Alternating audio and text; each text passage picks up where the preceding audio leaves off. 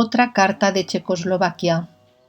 Bhagavan estaba leyendo una traducción inglesa de una carta en francés de la familia Zikowski de Checoslovaquia que decía lo siguiente: tanto yo como mi familia agradecemos a Bhagavan todas sus bendiciones. Espero ir a ver a Bhagavan Dios mediante. Mientras tanto, ruego a Bhagavan que me envíe las instrucciones que juzgue convenientes. Bhagavan no se acordaba del remitente, pero dijo que debía ser alguien que conoció hace mucho tiempo, antes de ser conocido en Europa por los escritos de Branton. Creía que el remitente de la carta debía ser uno de los que escribió sobre sus enseñanzas en algunos diarios de la época, como Humphreys, que fue devoto de Bhagavan desde 1910. 2 de noviembre de 1945. Sobre la muerte del ego. Dilip Kumar Roy leyó otro poema suyo dedicado a Bhagavan y cantó varias canciones. Después preguntó al maestro: ¿cuál es el mejor camino para acabar con el ego? Bhagavan: el que cada persona considere más fácil o le atraiga más intensamente. Todos los caminos son buenos porque conducen al mismo objetivo, que es hundir el ego en el sí mismo. Lo que los Bhakta llaman rendirse o entregarse, el que hace vichara lo denomina ñana. Pero lo que intentan todos es hacer regresar al ego a su fuente y hundirlo de nuevo en ella. Roy: ¿pero cuál es el mejor camino para mí? Bhagavan debe saberlo. Bhagavan quedó en silencio. Ya sabemos que esto era usual en Bhagavan. Quería que cada devoto encontrara por sí mismo la sadhana que más le complaciera o le resultara más sencilla. El poder de la música. Esa misma tarde, Mr. Roy volvió a entonar canciones y al terminar preguntó a Bhagavan: la música también nos ayuda a desarrollar bhakti, ¿no es cierto? Bhagavan: por supuesto. Cuando Mr. Roy se disponía a abandonar el ashraman, preguntó a Bhagavan qué tipo de bhakti marga era más conveniente y si esta sadhana conducía finalmente al jnana. Bhagavan le respondió: claro, bhakti es jnana mata, la madre del jnana. 6 de noviembre de 1945. El dolor humano de Bhagavan. Enfrente de Bhagavan estaban sentados un anciano caballero y un joven. El joven se acercó a Bhagavan y le dijo que su compañero había perdido la vista. Bhagavan hizo un gesto habitual con la cabeza. Poco después, Bhagavan se levantó y nos dijo: dice que ha perdido su vista. Yo he perdido prácticamente mis piernas. Él ha venido a decírmelo a mí. ¿A quién puedo quejarme yo? Durante un mes o algo más, se habían acentuado los problemas reumáticos de Bhagavan, tal vez causados por la artritis o por falta de vitamina B. El rigor de su dolencia puede deducirse de su expresión: he perdido mis piernas. No era la primera vez que había dicho: todos venís a mí a lamentaros de algo. ¿Pero a quién puedo quejarme yo? Es completamente coherente con su enseñanza, puesto que lo único que hay es el sí mismo, y él es eso. 8 de noviembre de 1945. La aniquilación del ego o la mente. Unos días antes, Mr. Roy había preguntado a Bhagavan sobre el mejor camino para eliminar el ego, y Bhagavan le había dicho: pretender que la mente elimine al ego es como pedir a un ladrón que ejerza de policía. Te obedecerá e intentará capturar al ladrón, pero nunca lo conseguirá. Lo único que puedes hacer es mirar en tu interior y descubrir dónde surge la mente. en ese momento ella dejará de existir. Con referencia a este tema, Mr. Tambi Torai de Jaffna, que llevaba viviendo más de un año en Palakotu, me preguntó si volver la mente hacia el interior para buscar su propia fuente no era también una utilización de la mente. Planteé esta cuestión a Bhagavan y me dijo: por supuesto que estás utilizando la mente. La mente solo puede ser eliminada con la propia mente. Pero, en lugar de pensar que hay una mente y que quieres acabar con ella, debes buscar su fuente y entonces descubrirás que esa mente no existe en absoluto. La mente vuelta hacia afuera se convierte en objetos y pensamientos. Vuelta hacia adentro se transforma en el propio sí mismo. Por eso algunas veces se llama arupa, manas o suddha manas, mente sin forma o mente pura. Una reforma de la sala. Hoy se ha cerrado la puerta meridional de la sala, que estaba situada frente al sofá de Bhagavan, y se ha construido allí una ventana. La puerta que se ha quitado de ese lugar se ha ubicado en la ventana central del muro norte de la sala. Para llegar a la nueva puerta, Bhagavan tiene que subir unos escalones. 11 de noviembre de 1945. El control de la mente. Mahavir Prasad, ingeniero de Uttar Pradesh, que lleva en el ashraman 20 días, preguntó a Bhagavan: creo que en el Maha Yoga se dice que al comienzo de la meditación debemos concentrarnos en la respiración y que después de alcanzar cierta estabilidad de la mente, debemos hundirla en el corazón buscando su fuente. Me gustaría algún tipo de consejo práctico para conseguirlo. ¿Debo seguir este método? ¿Es el correcto? Bhagavan: el objeto es eliminar la mente del modo que fuere. Los que no son capaces de seguir el método de la investigación deben practicar pranayama para controlar su mente. Hay dos tipos de pranayama, uno que controla y lentifica el aliento y otro que consiste simplemente en observarlo. Vir Prasad: durante la meditación a veces alcanzo un estado que dura cerca de 15 minutos, en el que pierdo la consciencia de las cosas y me siento libre de cualquier pensamiento. Algunos me han dicho que ese estado se denomina Yoga Nidra y que debo evitarlo como algo negativo. Bhagavan: siempre debemos intentar evitar el sueño profundo. Por alguna razón, Bhagavan no dijo nada más a Mr. Prasad. Me permití aconsejar a Prasad que leyera Migas de su mesa, donde se trata este problema con detalle. El propio Bhagavan nos pidió que consiguiéramos una copia de ese libro y se la diéramos a Prasad. Así lo hicimos. Sobre la Kundalini. Por la tarde, un visitante preguntó a Bhagavan: no sé qué es la Kundalini. Bhagavan: Kundalini es el nombre que dan los yogis al Atma Shakti o fuerza vital que hay dentro del cuerpo. La escuela Vichara llama a este poder Jnana. Los Bhakta lo llaman amor o Bhakti.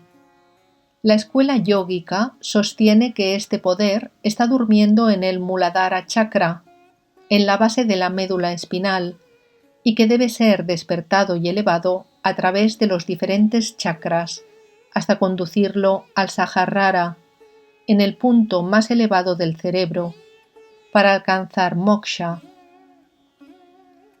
Los ñanis creen que este poder se halla en el corazón y otras escuelas suponen que se halla en diferentes puntos. 12 de noviembre de 1945. Sobre el estado de Jnana. Un visitante del Punjab preguntó a Bhagavan: Cuando la mente o ahamkara desaparece, ¿se produce un estado de inconsciencia? Bhagavan: ¿por qué te preocupas por el estado de los ñanis? ¿Conoce tu propio estado actual? Visitante: el mumuksha desea naturalmente tener noticias sobre el estado del mukti, que es la meta a alcanzar. Bhagavan quedó en silencio durante un rato y después dijo: admites que la mente debe ser liquidada. ¿Por qué no lo haces? Y luego mira si ese estado es consciente o inconsciente. Visitante: cuando desaparece ahamkara, ¿qué ahambriti subsiste? Bhagavan: lo que es siempre es. Aunque muera ahamkara, la realidad subsiste como siempre ha existido. Puedes hablar de él como un ahambriti, es decir, como una idea del yo, o simplemente como aham. Es igual. Lo que existe siempre es. Yo soy o simplemente yo. 18 de noviembre de 1945. Sobre la sensibilidad física de Bhagavan. Esta mañana, a eso de las 6:30, Vaikunta Basar, un asistente del ashraman, estaba dando masaje a Bhagavan en las piernas. Después de recibir friegas durante 1 hora y media aproximadamente, Bhagavan exclamó: siento vagamente como si algo estuviera recibiendo un masaje. Tal vez fuera una especie de relámpago o destello de la vida interior de Bhagavan. En esa ocasión no se encontraba en trance ni en samadhi, sino en su estado normal. 20 de noviembre de 1945. Visita de un swami de la misión Ramakrishna. Cierto swami Rishikesananda de la misión Ramakrishna ha llegado al ashraman. Parece que ha sido enviado por el swami Siddheshvarananda a visitar a Bhagavan. El maestro le habló de Siddheshvarananda y le mostró 2 libros suyos, uno que comentaba sus lecturas y otro que había llegado 3 semanas antes, aunque había sido remitido desde Francia en 1941. Rishikesananda dijo que Siddheshvarananda había aprendido francés muy bien y hablaba ese idioma con gran soltura y corrección. También comentó que un tal Vijayananda Swami estaba trabajando en Sudamérica y se había hecho muy popular a causa de la propaganda hostil de los misioneros cristianos. 2 damas de gran influencia sufragan su estancia y le han pedido que permanezca allí. Una de ellas es Miss Kirelis, conocida en el ashram como Mamita, que había adoptado a un muchacho indio y habitaba en Bangalore, cerca de la misión Ramakrishna. Siddheshvarananda esperaba regresar a la India en unos meses y poder visitar a Ramanashraman personalmente. La conversación se deslizó más tarde sobre los vestidos que llevaban los swamis en el extranjero. Rishikesananda dijo a Bhagavan que generalmente llevaban trajes europeos y que en las sesiones públicas se ponían amplias túnicas de color ocre y un turbante como el que muestra Vivekananda en diversas fotografías. 21 de noviembre de 1945. Sobre el jnana y el silencio. El swami le preguntó a Bhagavan sobre las características del jnani. Bhagavan dijo que aparecen descritas en varias obras como la Bhagavad Gita, pero que debe tenerse en cuenta que el estado del jnani es un estado que trasciende la mente y por consiguiente no puede ser descrito con la simple ayuda de la mente, por lo que toda descripción tiene que ser insuficiente y defectuosa. Solo el silencio puede describir correctamente las características de ese estado. el silencio es más eficaz que las palabras. Del silencio brota el pensamiento, del pensamiento brota el ego, y del ego surgen las palabras. Si las palabras tienen alguna eficacia, ¿cuánto más efectiva debe ser su fuente original? Sobre la grandeza del ñani. A propósito de esto, Bhagavan refirió la siguiente historia. Tadvaraya compuso un Bharani en honor de su gurú Swarupananda y reunió una asamblea de pandits para que escucharan esta obra y juzgaran su valor.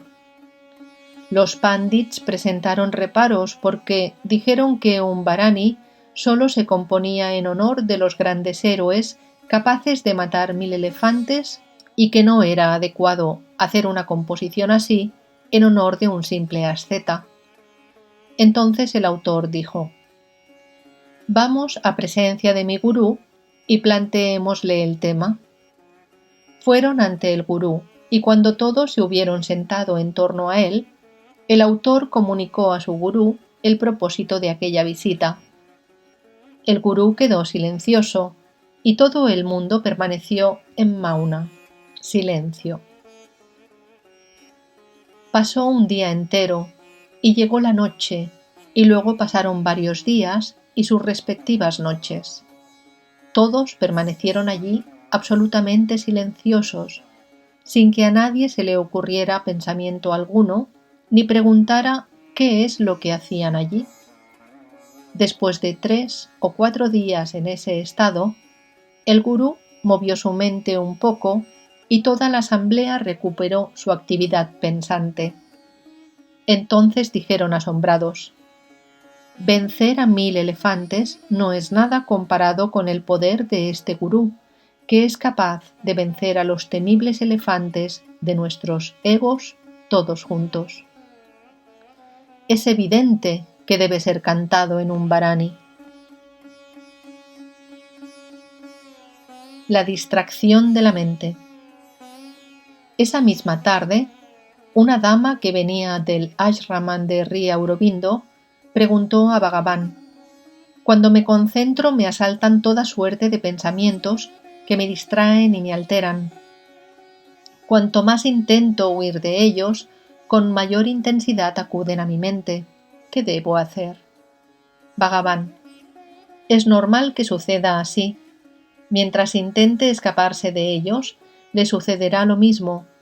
No hay otro remedio que detener la mente cada vez que pretenda distraerse y fijarla en el sí mismo». Bhagavan citó entonces el verso de la Gita que dice que la mente debe ser contenida y fijada en el sí mismo, tantas cuantas veces huya detrás de las cosas. Siva Moham Lal preguntó a Bhagavan: «Cuando me concentro en presencia de Bhagavan, soy capaz de fijar mi pensamiento en el sí mismo con facilidad, pero en mi casa me lleva mucho tiempo y grandes esfuerzos conseguirlo.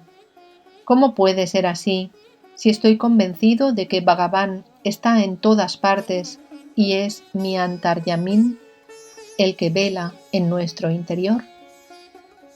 Yo le dije: «Puede ocurrir eso, por supuesto, aunque sabemos que Dios es inmanente en todas las cosas. ¿No es cierto que se hace más manifiesto en algunos objetos y algunos lugares que en otros?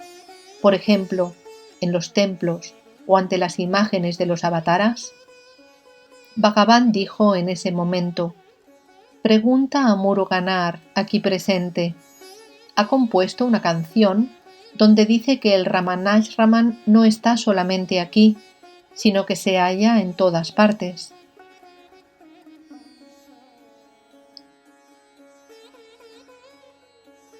El poder del satsanga o la compañía de los sabios.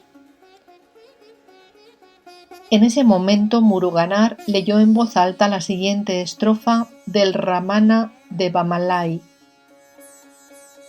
«Cuando la mente ha alcanzado la tranquilidad y permanece quieta en todas partes, como acostumbra hacer en el Ramanashraman, Todo el mundo es para mí como este ashram, al que los mismos dioses acuden con nostalgia. Es una manera de definir el Ramanashraman como el Chidakasha, que está en todas partes y al que solo podemos acceder cuando nos desembarazamos de la mente individual.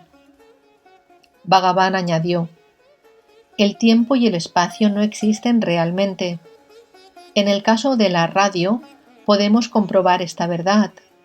Ahora mismo podemos oír aquí lo que se canta en Hyderabad y de la forma en que es cantado allí. ¿Dónde está el espacio y el tiempo? Sobre el Jagrat Sushupti.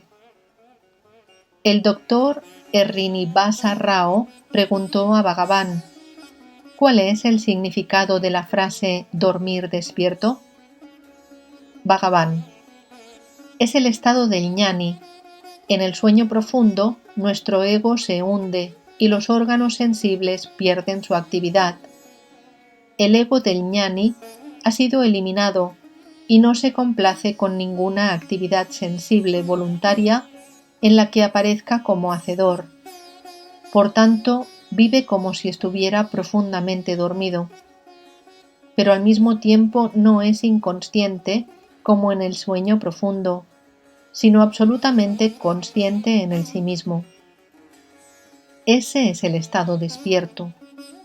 Este dormir despierto, o Jagrat Sushupti, o como quiera llamarse, es el estado Turiya, que es como una pantalla sobre la que se proyectan los tres estados o avastas: la vigilia, el sueño con sueños y el sueño profundo, sin ser afectada por ellos.